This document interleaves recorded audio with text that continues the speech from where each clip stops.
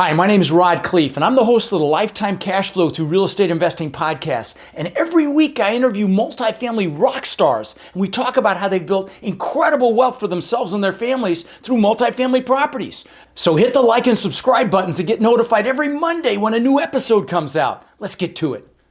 Welcome back to Multifamily Rockstars. I'm Rod Khleif, and I'm thrilled you're here. Now, this is where we interview people that are crushing it in this business, and we show you guys the inside scoop into how, other multifamily investors are creating massive success inside of their businesses.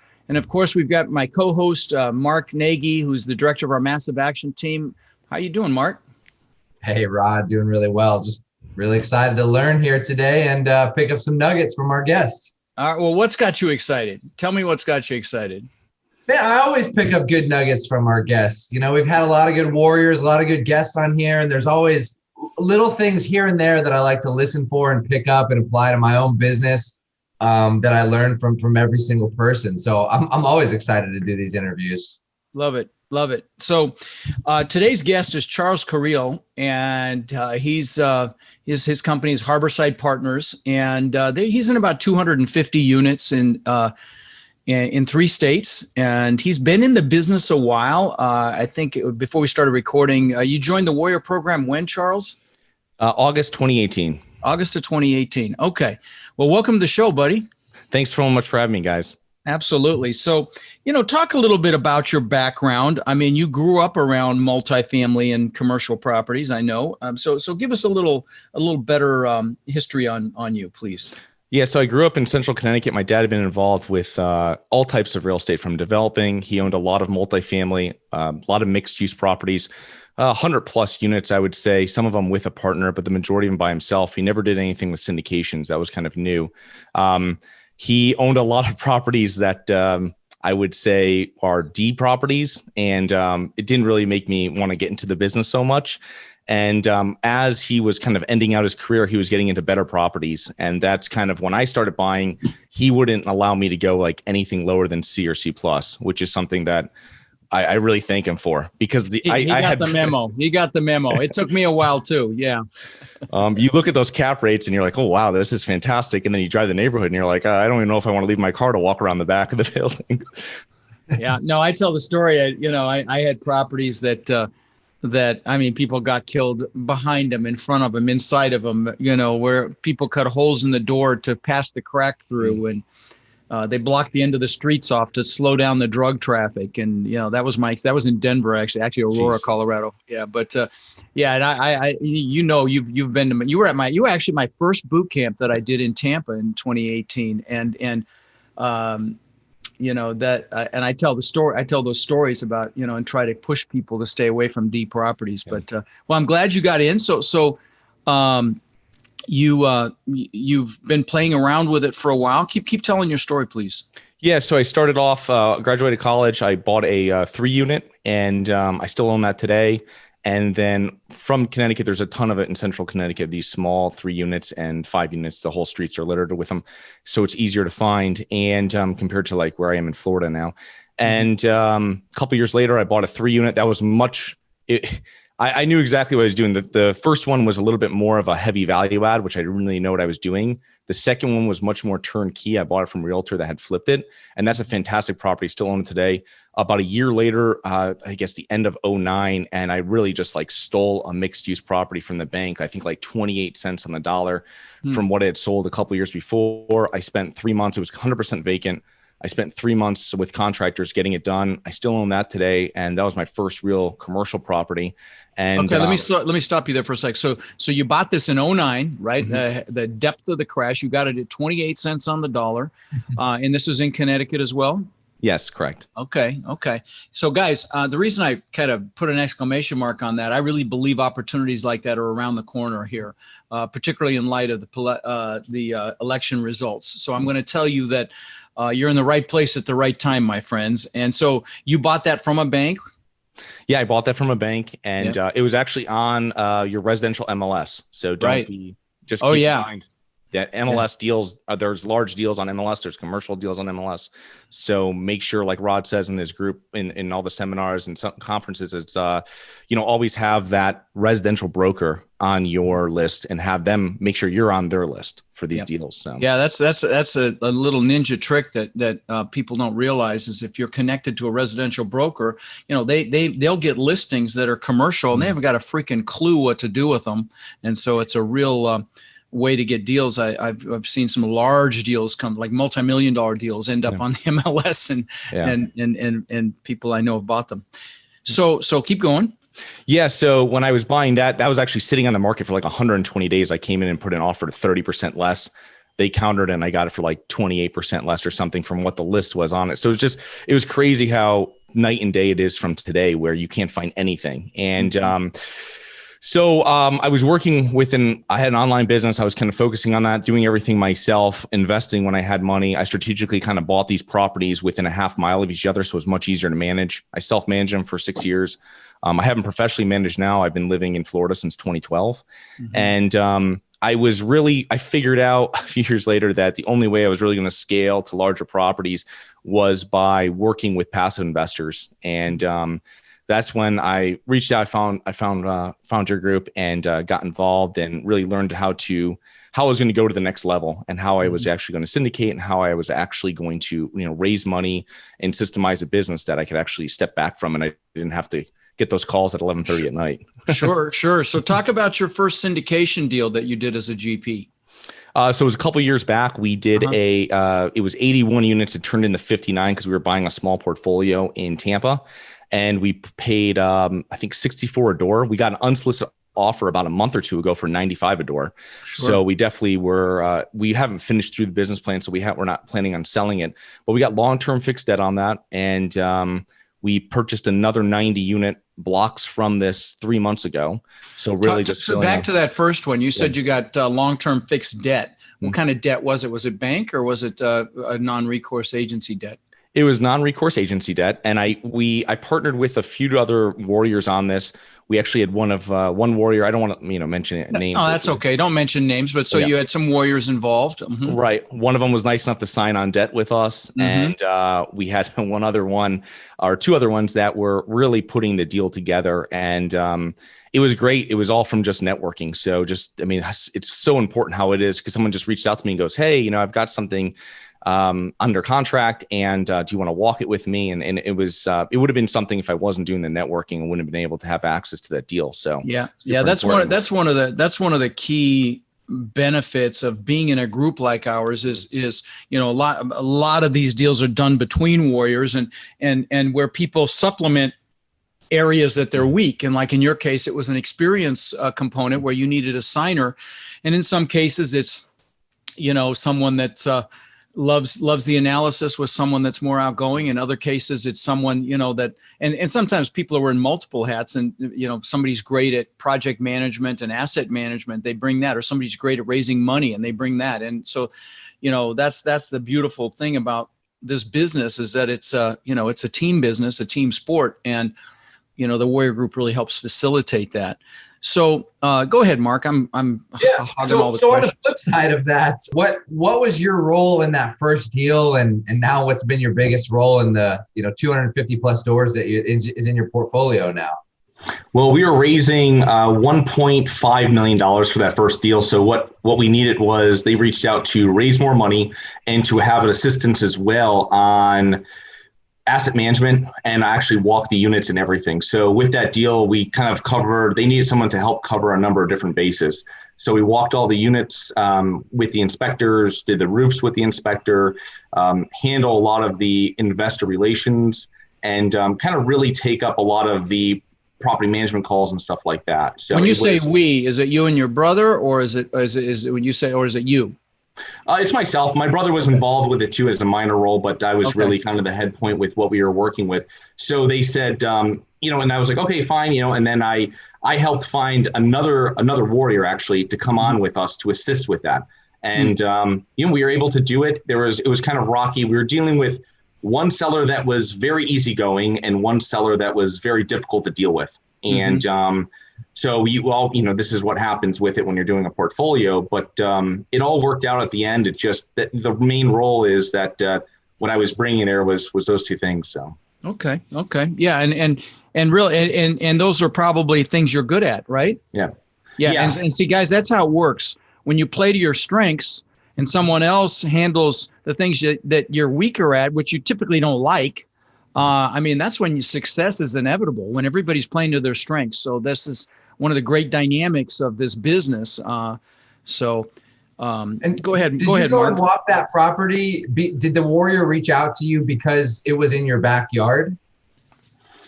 Oh, we had other people that were involved with a deal that it wasn't in their backyard, but it was one of the things is I was trying to network with them and say, hey, let's, maybe we can do something in the future. And I know they had closed on like an 18 unit. I think it was like an 18 unit or a 12 unit. And they were asking about going bigger, and we were just in contact. And he just kind of was like, hey, I have this coming up. If you're interested, come on down. We'll take a look at it. And we walked the exterior of the properties. And then I kind of worked with him. And there was so much we had to do. There was tons of code violations. So one of my virtual assistants was going through and like verifying that everything was closed out from what we got back from title. And there was just a ton of stuff. And that's what happens when this was previously a D quality property, if maybe 5-7 years ago. And it was now kind of in this C+ area because the gentrification wave was coming through this North Tampa area. And, but it was just, I wouldn't, if I wasn't in contact with him, if I hadn't had met him, if I wasn't having calls with him regularly, I wouldn't have been part of that deal most likely. Nice. So let's you just prompted a question to talk about, and Mark, ask him about. Well, I'll ask it. Talk about your experience with virtual assistants, and what are the best ways to use one? Would you recommend them? What country do you go after them? Just give us some detail. I know there's a lot of material in the course, in our Warrior course material, but I think you were using them before you even came on board was it with your wholesaling business? Yeah, wholesaling, and I had an online payment company that my brother runs now. But we were utilizing them for all different, for countries that we use. I have content writers that are in the U.S., and then I have one of my main, someone that does a lot of audio, video cutting for me. They are in Bangladesh. And then I have someone that does a lot of our spreadsheets and admin activities. And he's actually in Nepal. I've actually met him face to face. I went to visit him. I'm on my way. I was over in that area and I met him. And so they really help out with what you're doing. And I kind of set it up a little differently than I think other people work with VAs. Is when we close a deal or we do something, I will actually give them a bonus for what we're doing. And it's obviously not too much for us here in the States, but it's a lot for them. And it just kind of keeps everybody motivated on the same page of what the goal is when we're working together. Nice.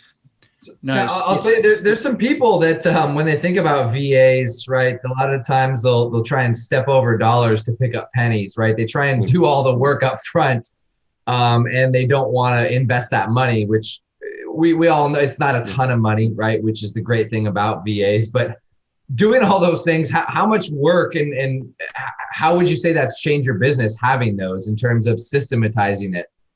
It makes it so much easier. If we're putting out videos on YouTube or on Facebook or on social, or if we're putting out, hey, we closed on this and we have it edited, all this type of stuff makes it so much easier, and it has it systemized. So someone's helping putting together our weekly newsletter, right, out to everybody. And just be aware that when you're getting a VA, you have to train them. They're not preset when they get there. So just make sure that, I was reading somewhere and they say for every hour you want to take off your table, right off your plate, it takes about 30 hours of training. Well, it hasn't been that much for me, but that's kind of the thinking you should have. If you want to take out a 2-hour task, know that it's going to take months to get them exactly how you want them to do it and exactly how it should be done.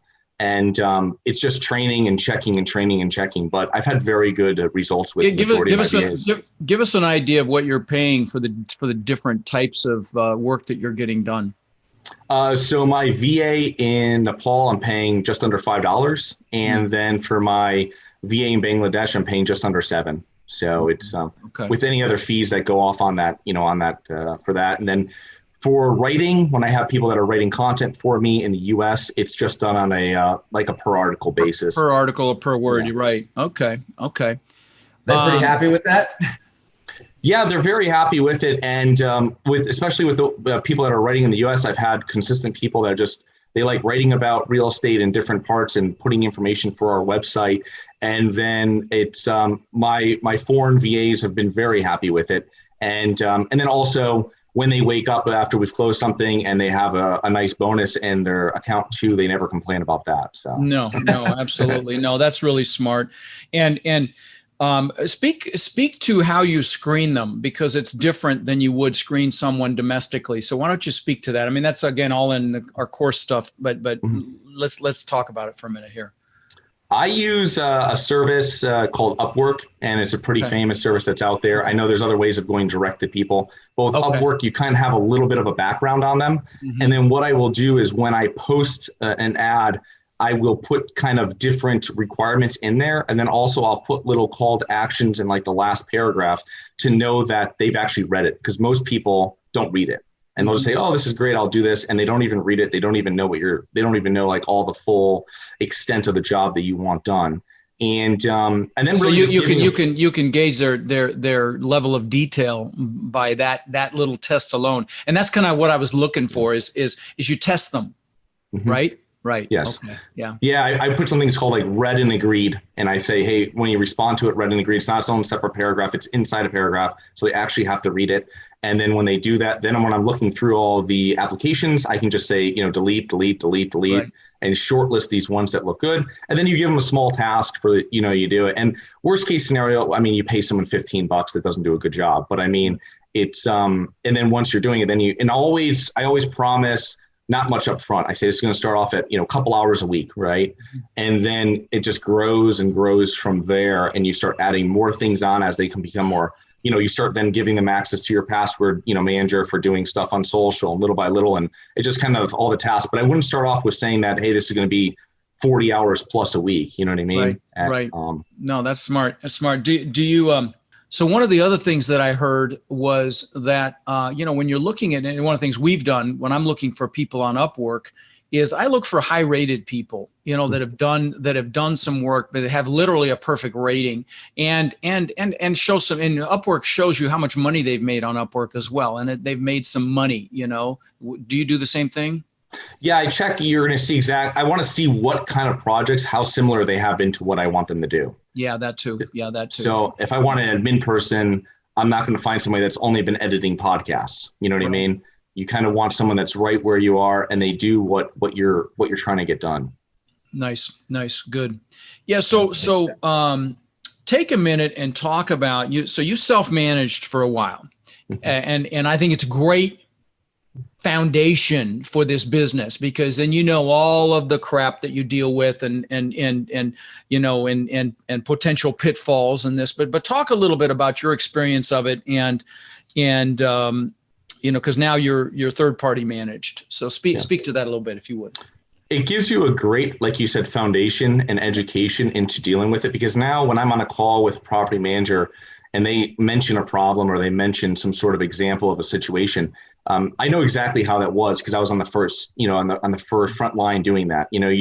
It's one thing saying, hey, we've knocked on this door and we can't collect rent. It's a different thing when you're going there the day before due date or on the due date, knocking the door, looking to get rent and writing a receipt on their stoop and, taking all this cash and all the stuff that my dad used to do was all paper hand receipts. And I did the same thing, but it was kind of one of those things where you get an idea of dealing with people. I mean, dealing with a property manager that's finding you a general contractor is much different than you standing outside after they've gone on your roof and giving you a price for it and negotiating with that contractor, dealing with tenants when they don't have heat or they don't have their AC. And, really, you really have to be, there's so many different hats you have to wear. Just being an entrepreneur, being a rental owner when you are having to handle all these things. You're not just worried about, hey, I just have to get some deals and some investor money. Now I'm worried about, now I've got to make these tenants happy. I've got to make sure that this is ready for them. I've got to make sure that they're happy, that they're going to stay. You're figuring out, you don't have someone that you go to and say, hey, what should I raise the rent to after this year, right? Or what should I do? Or what do I do when they're complaining about this? How much do I do? And how much do I say I can't do that? You know what I mean? Right. So it's quite the education. Yeah. Now let me say this, guys, those of you listening, Do you have to start the way Charles did? No, you don't. You absolutely could find assets and hire third-party property managers. And I actually would encourage you to go that route, only because I think we're heading into an opportunity whereby I don't think the best use of your time is screwing around with tenants and toilets. I think you'd be much better off to stay in acquisition mode and have third-party property managers. And you can learn the business that way as well, by watching how they do it, and you'll avoid a lot of mistakes as well. So, both ways work. I think in the season that we're in right now, I would recommend that you buy properties that you can afford to hire third-party property management and focus on acquisitions. So, okay, go ahead, Well, Mark. especially since Charles, you mentioned that you were in a rare situation where you came out of college and you never really had a W-2 job, right? For most people working a W-2 job, I'm sure they wouldn't it's not worth it for them to be dealing with those things as well. Right. So that's also a point that we should mention, is that Charles came out of a very unique situation that I'm sure a lot of people are envious of. Yeah, you also don't have to do it for 6 years. You can also do it for 1 or 2 years. And I don't know what I was thinking if I didn't have I didn't do anywhere near the the networking or partnering or stuff I do now. So it was all just me and doing it. So talk about some of the mistakes that or maybe just one big one or whatever as it relates to either that you've seen or that you've done yourself in the business. I would think making sure that you're buying in good areas. Don't buy in bad areas. Make sure that you're buying C plus and above, and make sure that you're doing your due diligence on the property. That was my first thing, is on your first property, unless you're really seasoned or you have a team that's very seasoned, don't get into something that's a very heavy value add. Get into something that's, even if something looks turnkey, there's going to be a lot of stuff that has to be repaired, a lot of stuff that has to be fixed. So start with something that's easy. It's not going to be a grand slam, but start with something that you can actually, you can actually rent out. You can actually have a good asset, and then you can go and on your next deals further in the future, you can start taking on larger value add projects and getting into stuff that might be a little over your head for your first deal. Yeah, good.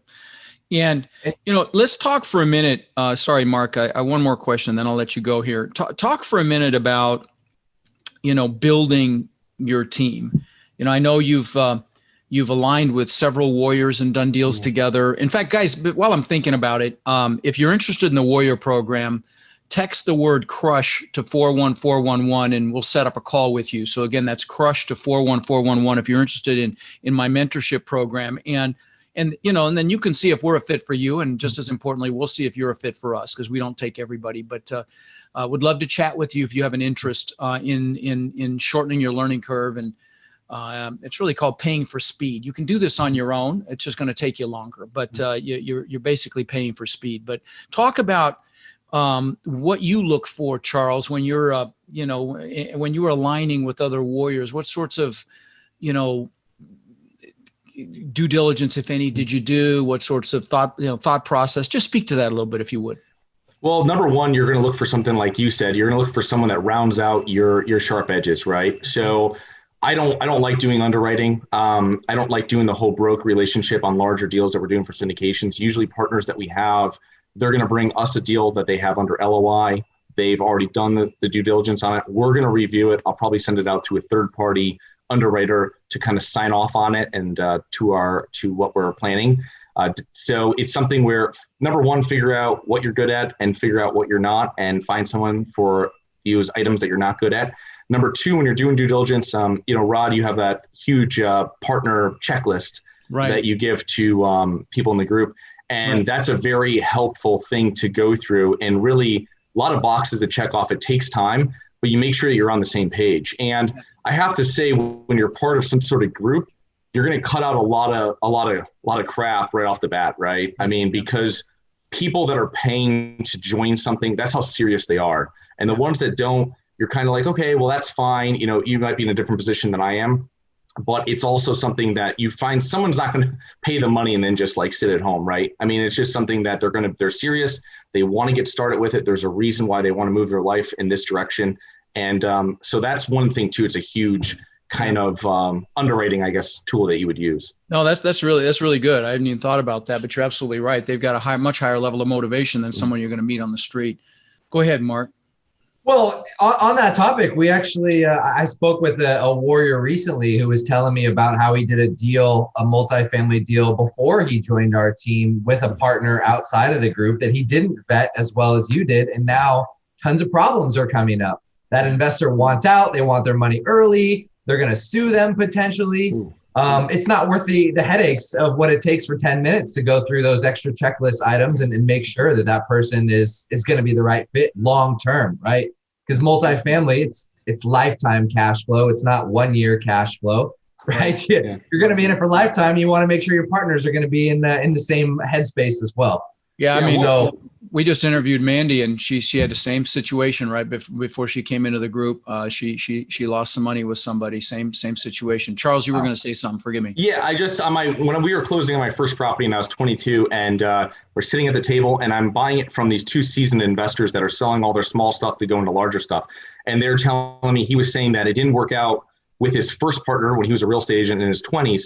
He had a much older partner that wanted just short-term money because he was obviously getting to retirement. He found his new partner, who was sitting at the table with us when I was buying this property. And he was telling us that we're much more aligned. He was much more the numbers, dealing with tenants, and this guy was much more doing the renovation. So he, in a sense, kind of like was the first really healthy partnership I saw in real estate face-to-face and kind of really know. So it's so important just to have that initial, what's your 10-year goal, what's your 15-year goal, is a great way to start off a conversation, because some of them might say, I got to pay my credit card bill and I don't want my car repoed. Well, that's not going to be lifetime cash flow partner, right? But it might be someone that, hey, I've got this great business and I need someone to help me because I don't have all the time because I work 60 hours a week, but I make this great income. And you're like, okay, great. Well, this might be, I need that too. I need someone like that on my team. So maybe we can partner. Yeah. Yeah. And it's all just building relationships and having conversations and frankly, developing friendships really is what it is. Would you agree, Charles? Definitely. Yeah. So Mark, do you have something else? Yeah. Last thing I want to hit you with, because you're one of the few people, obviously, that we've spoken to recently that's actually did get started around the 2008 crash. And I know a lot of people are looking at COVID the same way of, oh, it's another 2008 or what's going to happen, right? So what advice would you give to people that are looking at this in the same manner that are, just brand new, getting started? What would you tell them to do? I think looking for deals now that have management issues is going to be a much safer play when you're going through this soon to be pullback that we're going to have, because that's something that can be fine-tuned and that you can increase the NOI in any market. The value add where you're just pumping in a lot of money and you're adding $5,000 to try to raise rents $150 a month might, not in for most projects in a lot of areas, it might not work. It might be something you have to push off for a year or two. So it's something that look for properties that are mom and pop run, which we all look for, that probably aren't run as efficient as possible. And when we went through, 07, 08, 09, all this different stuff, we were, I wouldn't say that we lowered rents that much. I know, Roddy, you're saying you went down like 10% on your rents. But the thing is, no. We didn't drop rents. Actually, okay. Collections. Yeah, dropped. because of people losing their jobs and all sorts of other stuff. So the collections dropped about 10-11%, and that was actually a national average, believe it or not. Right. Okay. Yeah. So that goes right to, we didn't drop any rents. We just weren't we were just doing inflation increases, kind of, you know what I mean, on every year, and didn't have problems. We kept everything full. And you just have to be very careful with what you're spending money on and the work you're doing to make sure that it's actually, you're going to get that money back, or it's improving the asset, something that has to be done. So I just interviewed 4 superstars in this business. It's an episode we call Titans of Multifamily, and between the 4 of them, they've done 200,000 units. And one of the conversations was around, delaying or even, suspending capital expenditures. CapEx, guys, is the fix up you do on a property to get higher rents, and really kind of pulling back on that in some cases just to be careful because of what could be coming. And so, it kind of ties into what we were just talking about. But so we have a lot of listeners to the show, Charles, that are thinking about getting into this business, that weren't even as far along as you were when you joined our group. What would you tell those people that are evaluating this? Maybe they're super analytical and they're thinking, I got to check off every box and learn every single thing I know before I can get started. What would you say to that person? Well, when I was buying properties and looking at buying properties in 2010 and buying in 2011, I was like, wow, this is getting overpriced because I had just bought in 09 and 08. So not every deal is going to be a grand slam. And I've kind of realized that and come to terms with it. You're going to have doubles, triples, you're going to have a single, and you're collectively going to be investing. And I mean, there's big hedge funds and there's big private equity firms right now that are buying. And if they're buying, why aren't you buying? That kind of a thing, or why are you at least evaluating deals? And you're going to have to at some point get out of your comfort bubble, and you're going to have to do it. So it's something that if you don't really know, it's get trained. Like I have a golf coach. I could sit at home and watch YouTube and figure out what I'm doing, but I'd rather go pay some guy for 45 minutes that's a pro and tell me, hey, this is what you have to work on for the next 2 months and come back and see me. And that kind of thinking is kind of what I think you're going to, like you said, you're moving it forward, right? You're going to be a lot faster to where you want to be. And shorten the curve, shorten the learning curve, really. Yeah, exactly. Yeah, that's what I definitely would say. Yeah. Well, listen, brother, thank you for coming on the show and adding value today. And it's great to see you. It's been way too long. And when this world opens up again, hopefully we can have events again and actually shake hands. But anyways, great to see you, my friend. Mark, good to see you, buddy. Yeah. All right. Thanks, guys. All right. Take care. Rod, I know a lot of our listeners are wanting to take their multifamily investing business to the next level. Now, I know you've been hard at work helping our Warrior students do just that using our ACT methodology, which is awareness, close, and transform. Can you explain to the listeners how they can get our help? You bet. Guys, we've been going nonstop for 3 years, building an amazing community of like-minded people. And our coaching students, which we call our warriors, have had extraordinary results. They've purchased thousands and thousands of units. And last year, we did over 1,000 units with our students. And we're looking to grow this group and take it to the next level. We're looking for people who want to follow a proven framework that's really step by step, and then leverage our systems and network to raise equity, to find and close deals, and to build partnerships nationwide. Now, our warrior community is finding success in any market cycle. So if you're interested in finding out more about how you can become more of our incredible network and take advantage of the incredible opportunities that are coming very soon, apply to work with us at mentorwithrod.com or text CRUSH to 41411. That's mentorwithrod.com or text CRUSH to 41411.